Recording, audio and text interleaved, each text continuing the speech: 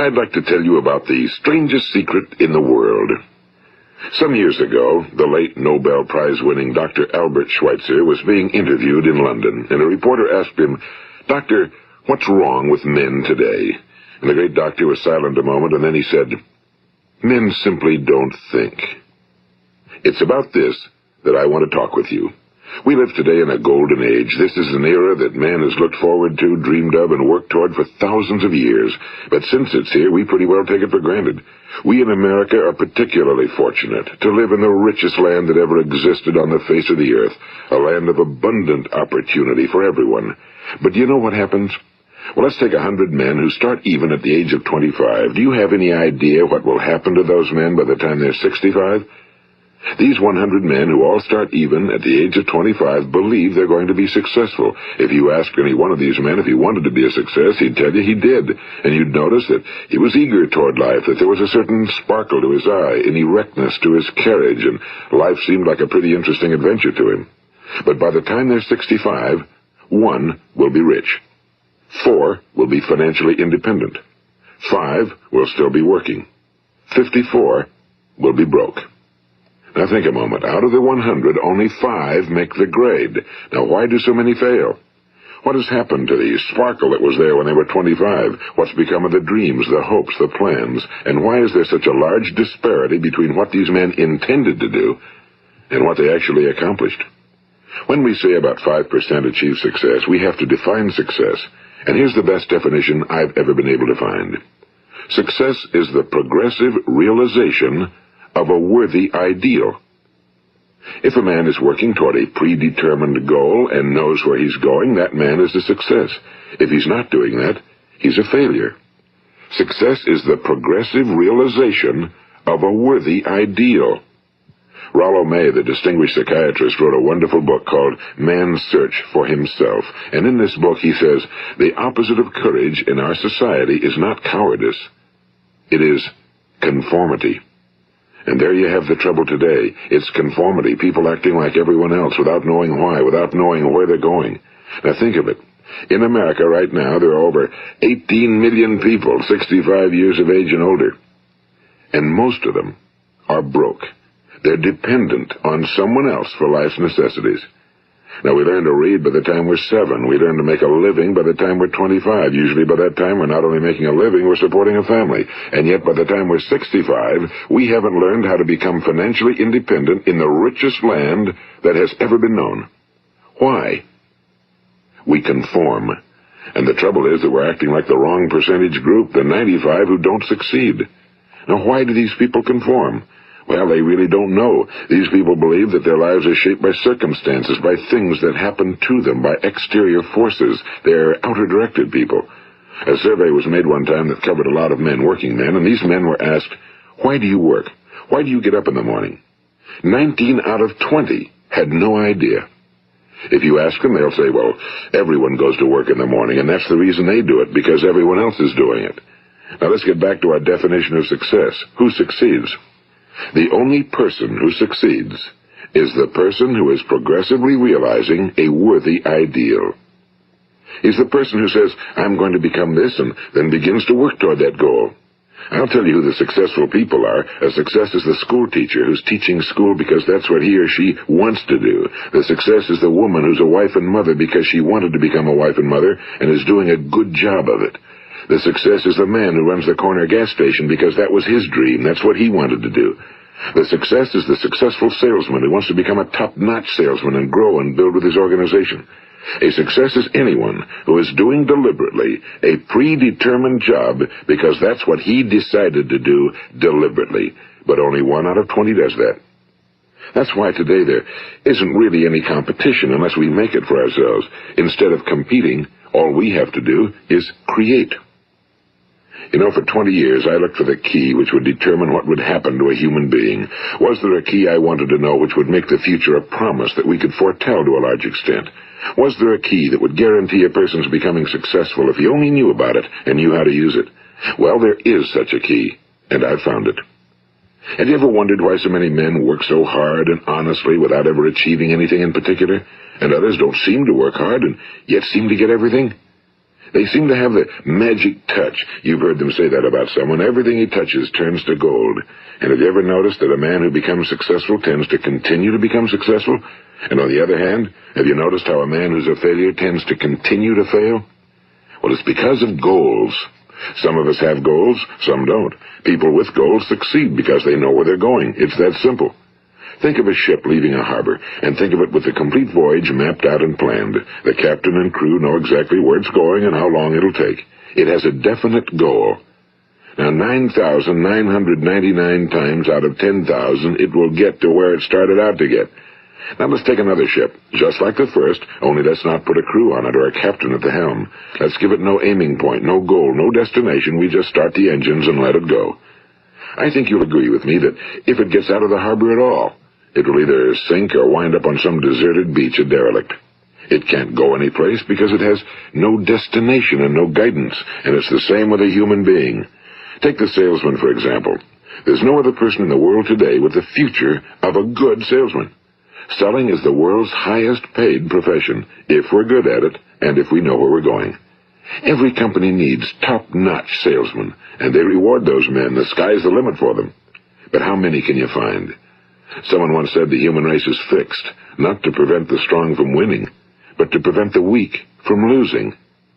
The American economy today can be likened to a convoy in time of war. The entire economy is slowed down to protect its weakest link, just as the convoy had to go at the speed that would permit its slowest vessel to remain in formation.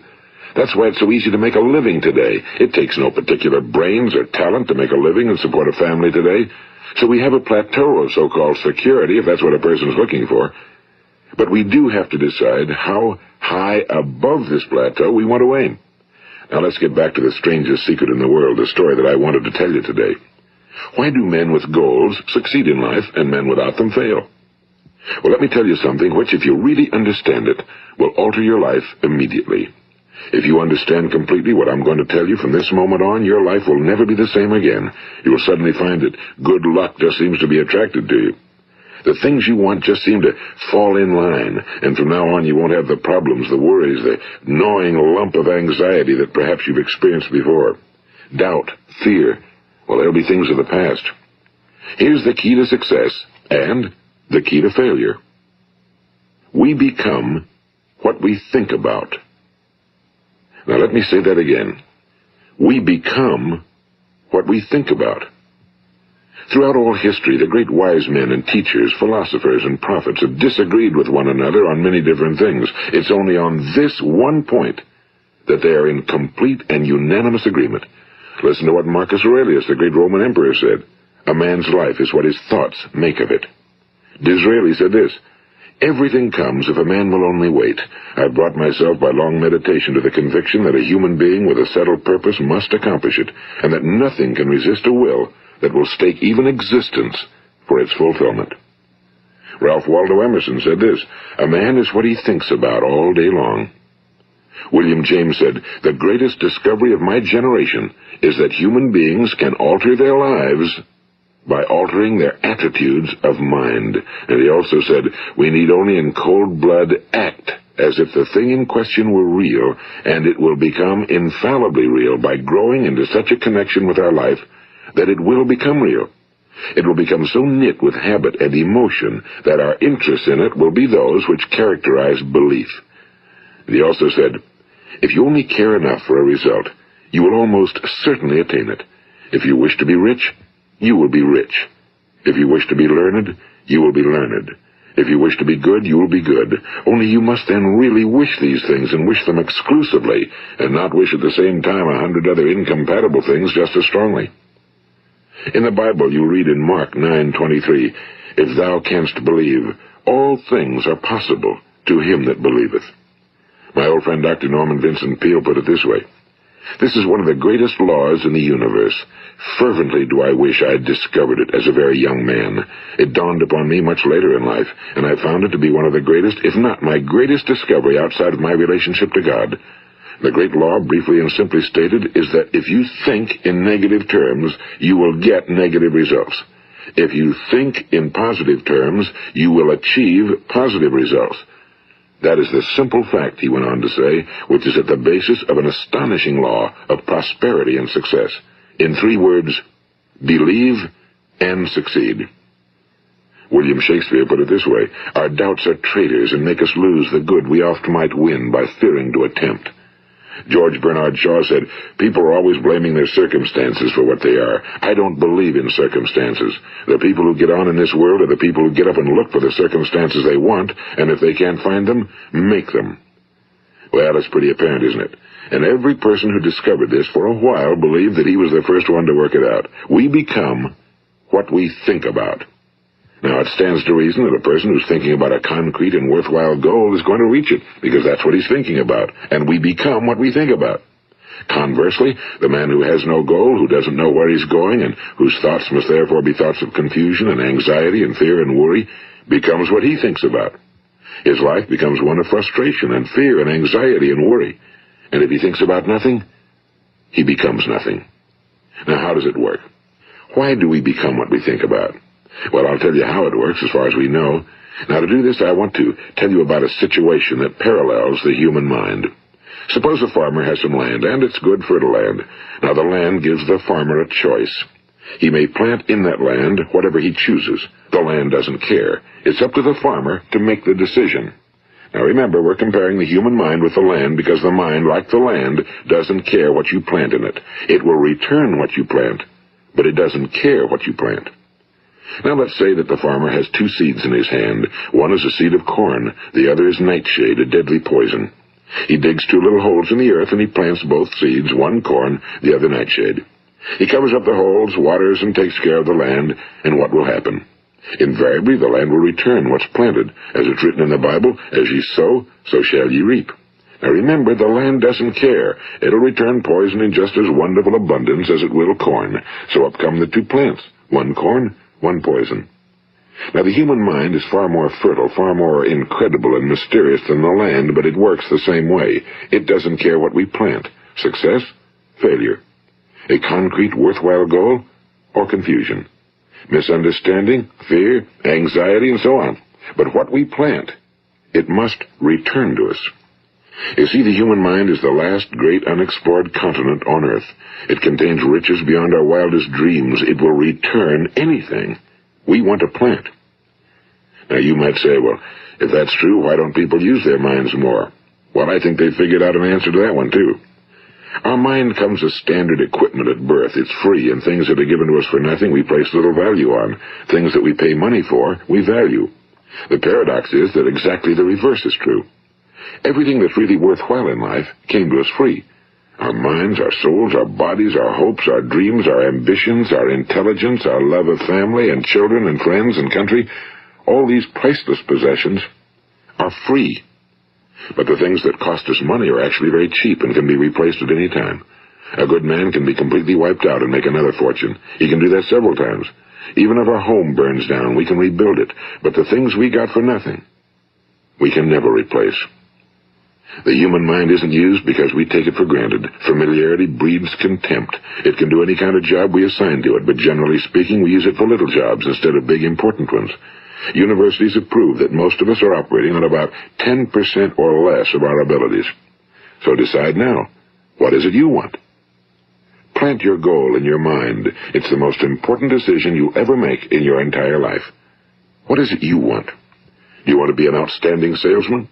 A better worker at your particular job? Do you want to go places in your company? In your community? Do you want to get rich? All you've got to do is plant that seed in your mind, care for it, work steadily toward your goal, and it will become a reality. It not only will, there's no way that it cannot.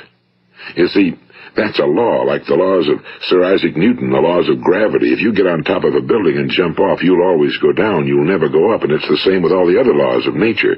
They always work. They're inflexible. Think about your goal in a relaxed, positive way. Picture yourself in your mind's eye as having already achieved this goal.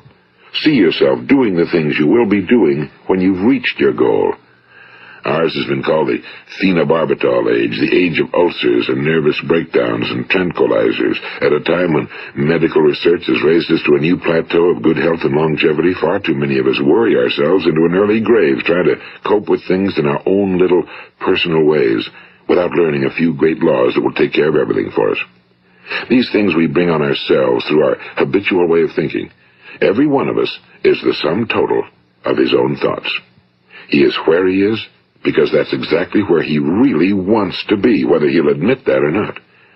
Each of us must live off the fruit of his thoughts in the future, because what you think today and tomorrow, next month and next year, will mold your life and determine your future. You're guided by your mind. I remember one time I was driving through eastern Arizona, and I saw one of those giant earth-moving machines roaring along the road at about 35 miles an hour with what looked like 30 tons of dirt in it. A tremendous, incredible machine, and there was a little man perched way up on top with the wheel in his hands guiding it. And as I drove along, I was struck by the similarity of that machine to the human mind. Just suppose you're sitting at the controls of such a vast source of energy. Are you going to sit back and fold your arms and let it run itself into a ditch? Or are you going to keep both hands firmly on the wheel and control and direct this power to a specific, worthwhile purpose? It's up to you. You're in the driver's seat. You see, the very law that gives us success is a two-edged sword. We must control our thinking. The same rule that can lead a man to a life of success, wealth, happiness, and all the things he ever dreamed of for himself and his family. That very same law can lead him into the gutter. It's all in how he uses it, for good or for bad. This is the strangest secret in the world.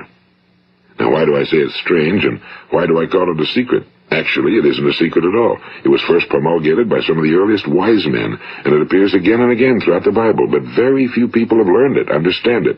That's why it's strange, and why for some equally strange reason it virtually remains a secret. I believe that you could go out and walk down the main street of your town and ask one man after another what the secret of success is, and you probably wouldn't run into one man in a month who could tell you. Now, this information is enormously valuable to us if we really understand it and apply it. It's valuable to us not only for our own lives, but the lives of those around us, our families, employees, associates, and friends. Life should be an exciting adventure. It should never be a bore. A man should live fully, be alive. He should be glad to get out of bed in the morning. He should be doing a job he likes to do because he does it well. One time I heard Grove Patterson, the great late editor-in-chief of the Toledo Daily Blade, make a speech, and as he concluded his speech, he said something I've never forgotten. He said, "My years in the newspaper business have convinced me of several things. Among them, that people are basically good, and that we came from someplace, and we're going someplace. So we should make our time here an exciting adventure. The architect of the universe didn't build a stairway leading nowhere." And the greatest teacher of all, the carpenter from the plains of Galilee, gave us the secret time and time again. As ye believe, so shall it be done unto you.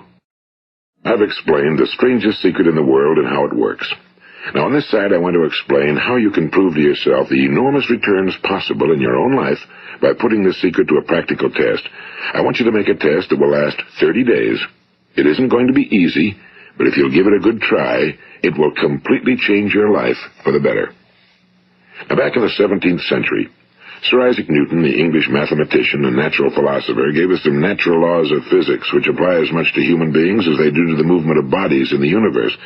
And one of these laws is that for every action, there is an equal and opposite reaction. Simply stated, as it applies to you and me, it means we can achieve nothing without paying the price.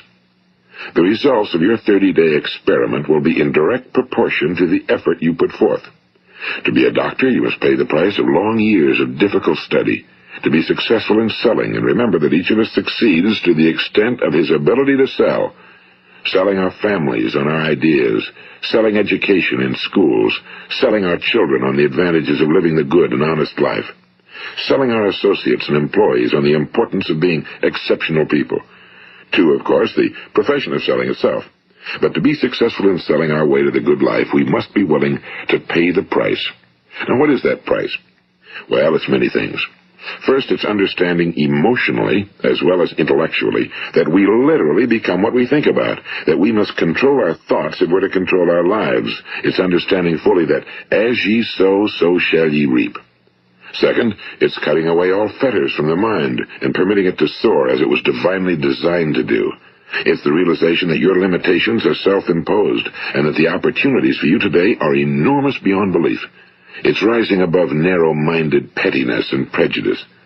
And third, it's using all your courage to force yourself to think positively on your own problem, to set a definite and clearly defined goal for yourself, to let your marvelous mind think about your goal from all possible angles, to let your imagination speculate freely upon many different possible solutions, to refuse to believe that there are any circumstances sufficiently strong to defeat you in the accomplishment of your purpose, to act promptly and decisively when your course is clear, and to keep constantly aware of the fact that you are, at this moment, standing in the middle of your own acres of diamonds, as Russell Conwell used to point out. And fourth, save at least 10% of every dollar you earn. It's also remembering that no matter what your present job, it has enormous possibilities if you're willing to pay the price. Now let's just go over the important points in the price each of us must pay to achieve the wonderful life that can be ours. It is, of course, worth any price. 1. You will become what you think about. 2. Remember the word imagination and let your mind begin to soar. 3. Courage. Concentrate on your goal every day. 4. Save 10% of what you earn. And 5. Action. Ideas are worthless unless we act on them.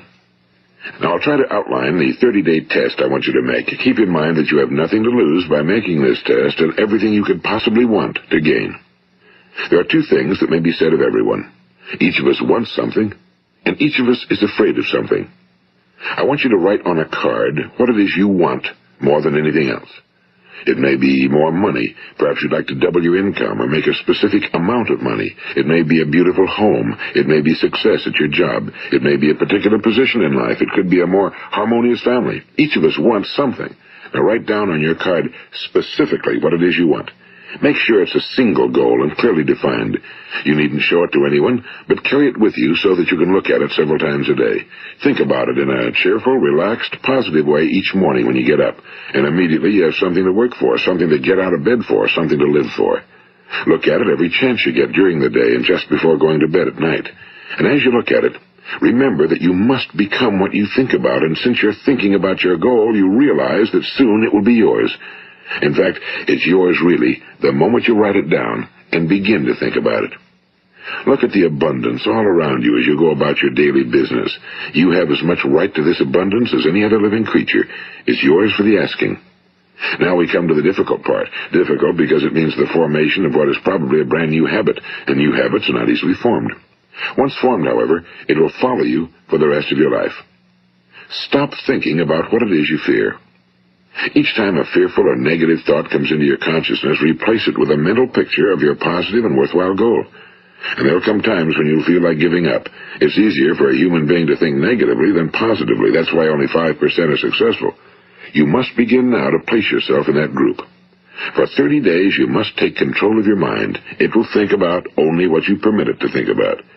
Each day for this 30-day test, do more than you have to do. In addition to maintaining a cheerful, positive outlook, give of yourself more than you've ever done before. Do this knowing that your returns in life must be in direct proportion to what you give. The moment you decide on a goal to work toward, you're immediately a successful person. You are then in that rare and successful category of people who know where they're going. Out of every 100 people, you belong to the top 5. Don't concern yourself too much with how you're going to achieve your goal. Leave that completely to a power greater than yourself. All you have to do is know where you're going. The answers will come to you of their own accord and at the right time. Remember these words from the Sermon on the Mount, and remember them well. Keep them constantly before you this month of your test. Ask, and it shall be given you. Seek, and ye shall find. Knock, and it shall be opened unto you. For every one that asketh receiveth, and he that seeketh findeth, and to him that knocketh it shall be opened. It's as marvelous and as simple as that. In fact, it's so simple that in our seemingly complicated world, it's difficult for an adult to understand that all he needs is a purpose and faith. For 30 days, Do your very best. If you're a salesman, go at it as you've never done before, not in a hectic fashion, but with the calm, cheerful assurance that time well spent will give you the abundance in return you deserve and want. If you're a homemaker, devote your 30-day test to completely giving of yourself without thinking about receiving anything in return, and you'll be amazed at the difference it makes in your life. No matter what your job, do it as you've never done it before for 30 days. And if you've kept your goal before you every day, you'll wonder and marvel at this new life you've found. Dorothea Brand, the outstanding editor and writer, discovered it for herself and tells about it in her fine book, Wake Up and Live. Her entire philosophy is reduced to the words, act as though it were impossible to fail. She made her own test with sincerity and faith, and her entire life was changed to one of overwhelming success. Now, you make your test for 30 full days. Don't start your test until you've made up your mind to stick with it. You see, by being persistent, you're demonstrating faith. Persistence is simply another word for faith. If you didn't have faith, you'd never persist. If you should fail during your first 30 days, by that I mean suddenly find yourself overwhelmed by negative thoughts, you've got to start over again from that point and go 30 more days. Gradually, your new habit will form until you find yourself one of that wonderful minority to whom virtually nothing is impossible. And don't forget the card. It's vitally important as you begin this new way of living. On one side of the card, write your goal, whatever it may be. On the other side, write the words we've quoted from the Sermon on the Mount. Ask, and it shall be given you. Seek, and ye shall find. Knock, and it shall be opened unto you. Nothing great was ever accomplished without inspiration. See that during these crucial first 30 days, your own inspiration is kept at a peak. And above all, don't worry. Worry brings fear, and fear is crippling. The only thing that can cause you to worry during your test is trying to do it all yourself. Know that all you have to do is hold your goal before you. Everything else will take care of itself. Remember also to keep calm and cheerful. Don't let petty things annoy you and get you off course. Now, since making this test is difficult, some will say, why should I bother? Well, look at the alternative.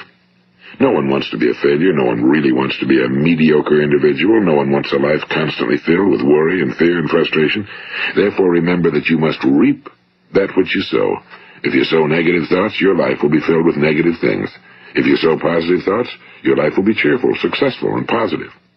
Now, gradually, you will have a tendency to forget what you've heard on this recording. Play it often. Keep reminding yourself of what you must do to form this new habit. Gather your whole family around at regular intervals and listen to what's been said here. You know, most men will tell you that they want to make money without understanding the law.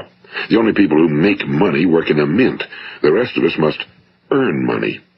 This is what causes those who keep looking for something for nothing or a free ride to fail in life. The only way to earn money is by providing people with services or products which are needed and useful. We exchange our time and our product or service for the other man's money. Therefore, the law is that our financial return will be in direct proportion to our service. Now, success is not the result of making money.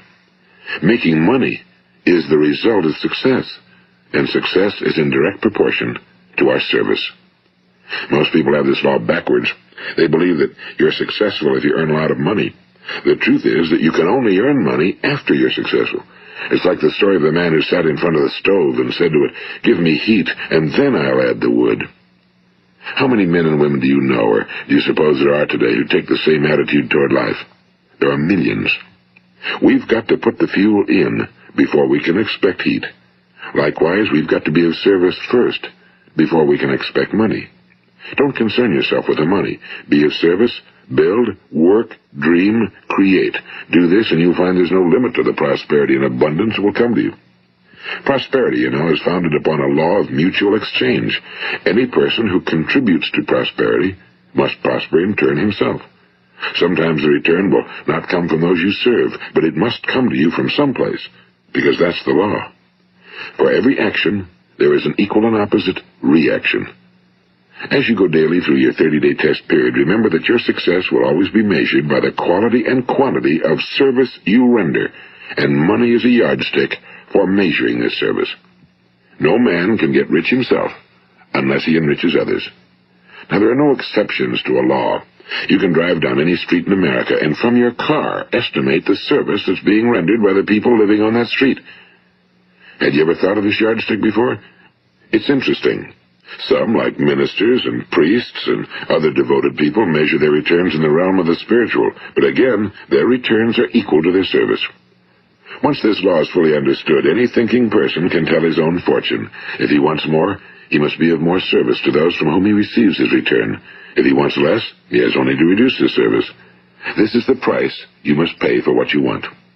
If you believe you can enrich yourself by deluding others, you can end only by deluding yourself. It may take some time, but just as surely as you breathe, you'll get back what you put out. Don't ever make the mistake of thinking you can avert this. It's impossible.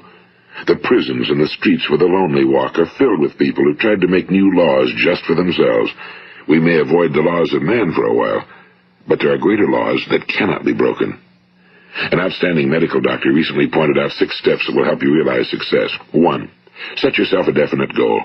2. Quit running yourself down. 3.